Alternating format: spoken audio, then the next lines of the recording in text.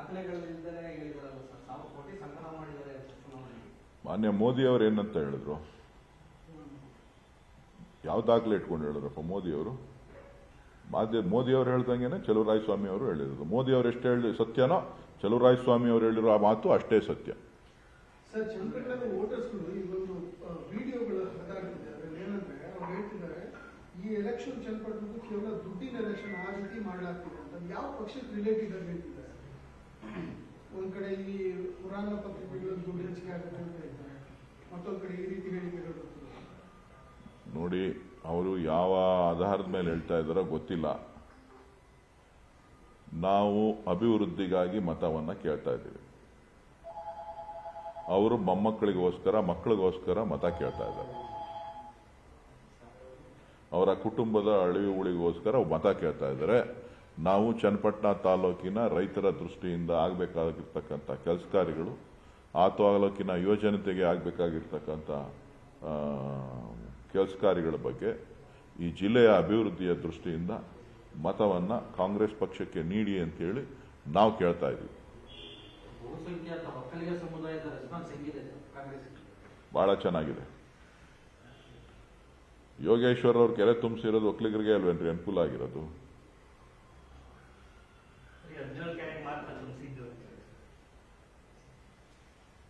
ಯೋಗೇಶ್ವರ್ ಅವರು ಕೆರೆ ತುಂಬಿಸಿದಂತ ಸಂದರ್ಭದಲ್ಲಿ ನೀವೆಲ್ಲ ಕೂಡ ಹೋಗಿ ಅವ್ರ ಮೆರವಣಿಗೆ ಮಾಡಿರೋದನ್ನು ನೋಡಿದಿರಿ, ಅವ್ರಿಗೆ ಬೆಳ್ಳಿ ಕಿರೀಟ ಹಾಕಿರೋದನ್ನು ನೋಡಿದಿರಿ, ಕತ್ತಿ ಕೊಟ್ಟಿರೋದನ್ನು ನೋಡಿದಿರಿ, ಗದೆ ಕೊಟ್ಟಿರೋದನ್ನು ನೋಡಿದಿರಿ.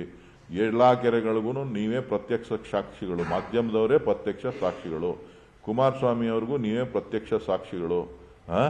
ಕುಮಾರಸ್ವಾಮಿ ಅವರು ಚನ್ನಪಟ್ಟಣಕ್ಕೆ ಕಳೆದ 7 ವರ್ಷಗಳಲ್ಲಿ ಎಷ್ಟು ಬಾರಿ ಭೇಟಿ ಕೊಟ್ಟಿದ್ದಾರೆ, ಏನೇನ್ ಮಾಡಿದ್ದಾರೆ ಅನ್ನೋದಕ್ಕೂ ನೀವೇ ಸಾಕ್ಷಿ.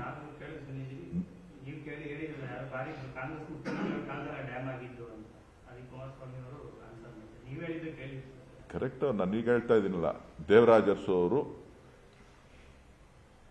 ಅದನ್ನ ಮಂಜೂರಾತಿ ಮಾಡಿದ್ರು. ಗುಂಡೂರಾಯರ ಕಾಲದಲ್ಲಿ ಅದು ಕೆಲಸ ಪ್ರಾರಂಭ ಆಯಿತು.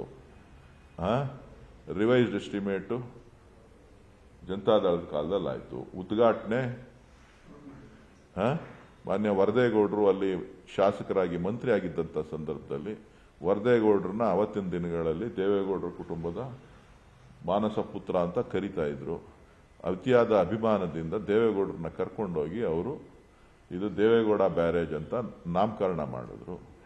ದೇವೇಗೌಡರು ಪ್ರಧಾನಮಂತ್ರಿ ಆಗಿದ್ರು ಅನ್ನೋ ಕಾರಣಕ್ಕೋಸ್ಕರ ಅವರನ್ನ ಆ ಹೆಸರನ್ನ ಅವತ್ತಿನ ದಿನಕ್ಕೆ ಪ್ರಧಾನಮಂತ್ರಿ ಆಗಿದ್ದವರು ಅಂತ ಹೇಳಿ ಅವರಿಗೆ ಅವರ ಹೆಸರನ್ನ ನಾಮಕರಣ ಮಾಡಿರ್ತಕ್ಕಂಥದ್ದು ದಾಖಲೆಗಳಲ್ಲಿದೆ. ನಾನು ದಾಖಲೆಗಳಲ್ಲಿ ಇಲ್ಲ ಅಂತಾನೂ ಹೇಳೋದಿಲ್ಲ. ಎಮೋಷನಲ್ ಕ್ಯಾಂಪೇನ್ ಆಗ್ತಿದೆ ಸರ್ SDK ಅವರ ಫ್ಯಾಮಿಲಿಯಿಂದ. ರೇವತಿ ನಿಖಿಲ್ ಕುಮಾರಸ್ವಾಮಿ ಅವರು ದೇವೇಗೌಡರು ಈ ವಯಸ್ಸಿನಲ್ಲೂ ಕೂಡ ನೋಡೋಣ.